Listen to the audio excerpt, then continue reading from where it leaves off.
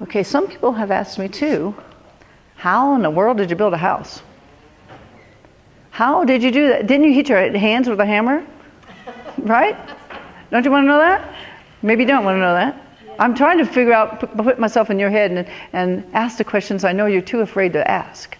And that was one of my came with this. I thought, people have always said to me, how did you build your house and how did you even get it? And I got it, well, one, because of my positive thinking, for sure. Because there were 600 people that applied every year and only 30 people get one. And before my change in my attitude, I would have said, well, those 30 people are going to get one, I will not get one. But this time I said, why not me? I could be one of those 30 people. And so I started thinking about it. I started imagining it. I started to think about how it would be to play ball in the backyard with my dog.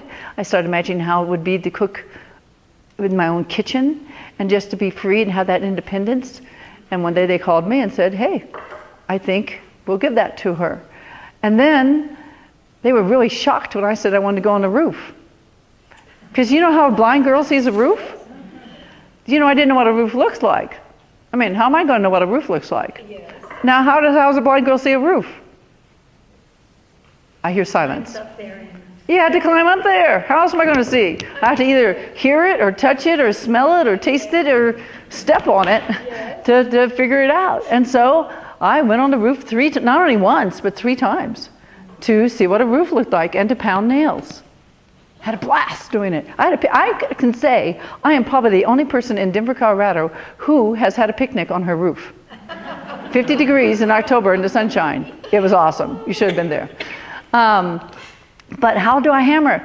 How do I play piano? It's called muscle memory. And I remember the supervisor saying, you know how you play piano, and you know a C chord is like that. And you know if you're playing an F chord, it could be like that. And you know that playing a G7 is like that, and a C chord is like that, and an octave is like that. He said it's the same way with hammering. It's just like this. You know, or like feeding yourself. You know, when you eat, you don't look at your hand, right? Because your eyes can't see your mouth. Right? Right? So your hand can get so far before you don't see it anymore. How do you know not to go over here? I mean, oh, I don't see it. Oh, I'll go over there. Well, is my mouth over here? I don't know. So the same way with hammering. If you take a nail, and I had a volunteer that helped me know where to place the nail, but she did not do the work for me. She just was the eyes part, but I had to do all the physical labor. And she put the hammer there, and I would go like that. And I would hammer, and people say, didn't you hit your hand? Well, once in a while, but not nearly as much as the sighted people did. Because after I would get it in, I'd move this hand. And then I would go like that.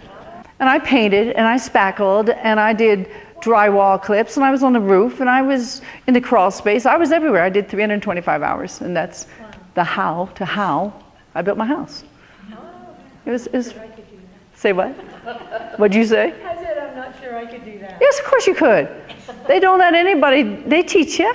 They teach you. You can do anything you want. What was that thought? That was a negative thought. Yeah, you can do it. You can do it. If I can do it, you can do it, for Pete's sake.